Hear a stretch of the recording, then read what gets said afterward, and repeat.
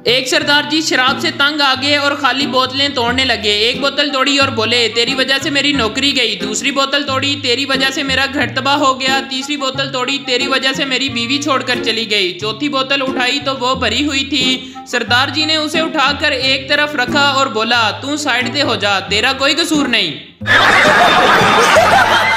सरदार बेटे से तेरे रिजल्ट दा की बनया है? बेटा प्रिंसीपल दा पुत्र भी फेल है। सरदार ते तू? बेटा डॉक्टर साहब दा पुत्र भी फेल है। सरदार ते तेरा की बनया है? बेटा ओ खान साहब दा पुत्र भी फेल है। सरदार कमीनिया मैं तेरा पूछ रहा मां। बेटा ते तू केड़ा अलामा इकबाल है, तेरा पुत्र भी फेल है। एक आदमी अपनी बीवी की कब्र पर बैठा रो रहा था और कब्र को पंखे से हवा दे रहा था। किसी ने कहा इतनी ज्यादा मोहब्बत? वो बोला कहाँ की मोहब्बत, मरने से पहले कह कर गई थी कि मेरी कब्र की मिट्टी खुशक होने से पहले शादी मत करना। पता नहीं केड़ा कंजर रोज कब्र से पानी पा जाता है।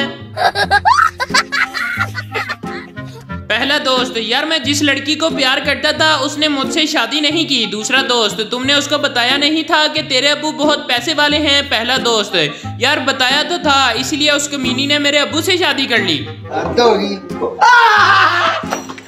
एक शेख ने बकरा ईद के 6 माह बाद ख्वाब देखा कि जन्नत में सब बकरे खेल रहे हैं मगर उसका बकरा बैठा हुआ है। उसने अपने बकरे से पूछा कि ओए तू क्यों नहीं उठकर खेलता? बकरा शेख साहब मेरी एक टांग अभी तक आपके फ्रीजर में पड़ी है, मैं 3 टांगों के साथ कैसे खेलूं? नजर चेक करवाने गया था, डॉक्टर ने बोला ये कितने का नोट है? मैंने कहा बाहर धूप में चेक करके आता हूँ। बाहर निकला तो नोट 5000 का था। डॉक्टर आज तक मुझे ढूंढ रहा है। अलीगढ़ के मारूफ शायर शमीम बस्तवी रमजान के महीने में बाजार से वापस आ रहे थे। हाथ में थैली थी, थैली में कोई सामान था। रास्ते में एक पहचान वाले ने पूछा मौलाना क्या लेकर जा रहे हैं? इन्होंने कहा ऐसी चीज जिसके खाने से रोजा नहीं टूटता। इन साहब ने कहा ऐसी चीजों का इल्म मौलाना लोग अपने पास छुपा कर रखते हैं और हमें बताया जाता है कि कुछ भी खाओ रोजा टूट जाएगा। आखिर हमें भी तो खबर हो क्या है थैली में। शायर साहब ने थैली खोलकर दिखाई, इसमें जूते रखे हुए थे। तारीख गवाह है जब भी पूरी क्लास ट्रिप पर कहीं जा रही हो तो एक बेचारी मजलूम आत्मा ऐसी जरूर होती है जिसके लबों पर हमेशा यही जुमला होता है यार अब्बा नहीं मानता ब्या। लड़की क्या हम मैकडोनल्ड जा सकते हैं? लड़का हाँ अगर तुम मुझे मैकडोनल्ड के स्पेलिंग सुना दो तो। लड़की कुछ देर सोचकर बोली दफा करो हम KFC चलते हैं। बेटा अबू पॉलिटिक्स क्या है? बाप तुम्हारी माँ घर चलाती है, इसे हुकूमत मान लो। मैं कमाता हूँ, मुझे वजीर मान लो। काम वाली काम करती है, इसे मजदूर मान लो। तुम अपने आप को मुल्क की आवाम मान लो, छोटे भाई को मुल्क का मुस्तकबिल मान लो। बेटा मुझे अब पॉलिटिक्स की समझ आ गई है। कल रात मैंने देखा कि वजीर मजदूर के साथ किचन में था, हुकूमत सो रही थी, आवाम की किसी को फिक्र नहीं थी और मुल्क का मुस्तकबिल बेड पर रो रहा था। डॉक्टर मरीज से आपकी टांग काफी सूजी हुई है लेकिन परेशानी की कोई बात नहीं। मरीज ने गुस्से से जवाब दिया अगर आपकी टांग सूजी हुई होती तो मेरे लिए भी परेशानी की कोई बात नहीं थी। शाबाश।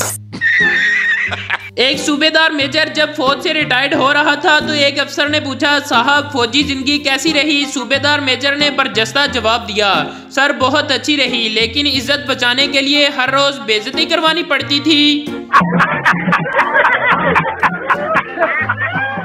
पहला दोस्त तुमसे ऐसी क्या गलती हुई कि तुम जेल में हो? दूसरा दोस्त मैंने बैंक लूटा और वहीं गिनने बैठ गया।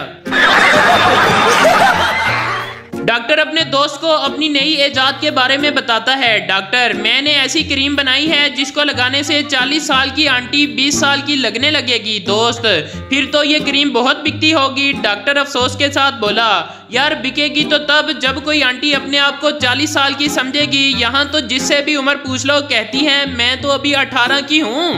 भाई मारो मुझे, मारो मुझे मारो। दो अरबी एक दूसरे को गालियां दे रहे थे। पास से एक पठान गुजरा और बोला मौलवी साहब हमको भी दुआओं में याद रखना। नहीं। लड़की मर्दों की बेवफाई से तंग आकर दिल करता है किसी कुत्ते से शादी कर लूं। लड़का नहीं ऐसा मत करना, बेनजीर ने किया था और आज नतीजा पूरा पाकिस्तान भुगत रहा है। एक लड़की ने मोबाइल लिया और उसी दिन दीवार पर मारकर तोड़ दिया। जानते हो क्यों? क्योंकि वो जब ऑन होता था तो उस पर से आवाज आती थी, हेलो मोटो। मालक नौकर से बोला, देखो शरफू, साथ वाले घर में चोर तो नहीं घुस आया? शरफू, रात को क्या नजर आएगा, सुबह उठकर देख लेंगे साहेब। अभी मजा आएगा ना भिड़ो। सरदार, जनाब मुझे 2 साल पहले बुखार हुआ था। डॉक्टर, तो अब क्या हो गया है? सरदार, आपने नहाने से रोका था, पूछना ये था कि अब मैं नहा लिया करूं। बच्चा, मामा मुझे उस दुकान से पटाखे लेने हैं। माँ, बेटा ये दुकान नहीं, गर्ल्स हॉस्टल है। बच्चा, मगर पापा तो कल अपने दोस्त को बता रहे थे कि शहर के सारे पटाखे यहाँ होते हैं। एक औरत दूसरी औरत के कान में खुसर खुसर कर रही हो तो समझ जाएं डाटा ट्रांसफर हो रहा है, और जब दूसरी औरत कहे दफा करो, हमें क्या इनसे लेना देना, तो समझ जाओ डाटा पूरा ट्रांसफर हो गया है और सेव भी हो गया है और वायरल होने के लिए तैयार है। नो। एक लड़का होटल में गया, सभी टेबल्स पर जोड़े बैठे हुए थे और बैठने के लिए जगह ही खाली ना थी। उसने जेब से फोन निकाला और कान पर लगाकर जोर से बोला, अबे तेरी गर्लफ्रेंड किसी और के साथ बैठी है, तू जल्दी से आजा। 9 लड़कियां गायब हो गईं और वो टेबल पर बैठ गया। चौधरी अपनी बीवी से, छेती ना रोटी दे, आज 4 बजे कुत्तियां दी रेस है, उत्थे जाना है। बीवी, बस रहन दियो, टुरिया तुहाडे तो जांदा नहीं ते रेस किद्दां लाओगे? पप्पू, आपने कभी सोचा है लड़का लड़की को आई लव यू बोलते वक्त उसका हाथ क्यों थाम लेता है? इसलिए क्योंकि उसे थप्पड़ ना पड़ जाए।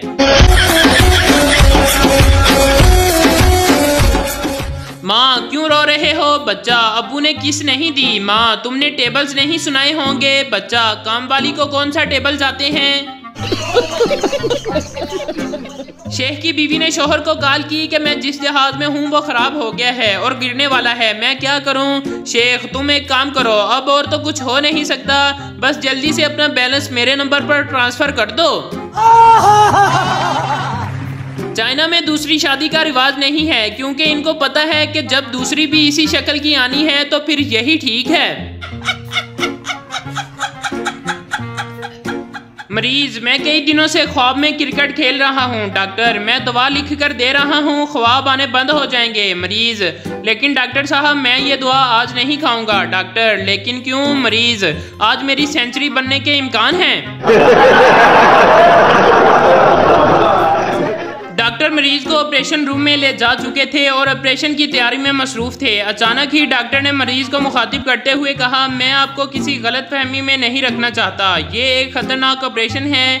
ऐसे ऑपरेशन में 5 मरीजों में से सिर्फ 1 मरीज सेहतयाब होता है। इससे पहले कि मैं ऑपरेशन शुरू करूं, अगर कोई ऐसी बात जो मैं आपके लिए कर सकूं तो बिला तकल्लुफ कह दें, मैं आपका एहसान कभी नहीं भूलूंगा। मरीज ने निहायत इत्मीनान से जवाब दिया, मेरे जूती कपड़े और दीगर चीजें मंगवा दीजिए, इसके बाद मुझे इजाजत दें। जब 4 मरीज मर जाएं फिर मैं ऑपरेशन करवा लूंगा।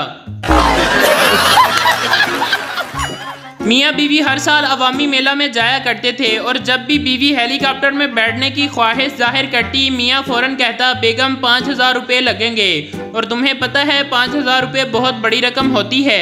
एक दफ़ा मेले में गए तो बेगम बोली, मियाँ जी अब मैं 70 साल की हो गई हूँ, अगर इस दफ़ा हेलीकॉप्टर की सैर ना की तो शायद मेरी ये ख्वाहिश कभी पूरी ना हो सके। मियाँ फिर बोला, बेगम तुम्हें मालूम होना चाहिए कि 5000 रुपये बहुत बड़ी रकम होती है। हेलीकॉप्टर का कप्तान इनकी बातें सुन रहा था, उसे खातून पर तरस आया और उसने बोला, मैं एक शर्त पर आपको हेलीकॉप्टर की सैर करवा सकता हूँ कि अगर आप तमाम रास्ते में खामोश रहेंगे और अगर किसी ने भी मुंह खोला तो 5000 रुपये देने पड़ेंगे। कप्तान ने बूढ़े मियाँ बीवी को हेलीकॉप्टर में बिठाते ही खूब करतब किए, हेलीकॉप्टर को दाएं बाएं मोड़ा, झटके दिए, उल्टियां फेरियां लगवाई, मगर वो मियाँ बीवी के मुंह से एक भी लफ्ज ना निकलवा सका। बिला आखिर जब कप्तान जमीन पर उतरा तो उसने बूढ़े से कहा कि आज तक मेरी ऐसी चालों के नतीजे में मुसाफिर कुछ ना कुछ जरूर बोलकर शर्त हार जाते हैं और 5000 मुझे मिल जाते हैं, लेकिन मेरी 1000 कोशिश के बावजूद आप खामोश रहे, मगर क्यों? बूढ़ा बोला, कैप्टन साहब जब तुमने हमें बिठाकर पहला करतब दिखाया तो मेरी बीवी बाहर गिर गई, मगर मैं खामोश रहा क्योंकि तुम्हें मालूम है 5000 रुपये बहुत बड़ी रकम होती है। भाई मारो मुझे, मारो मुझे।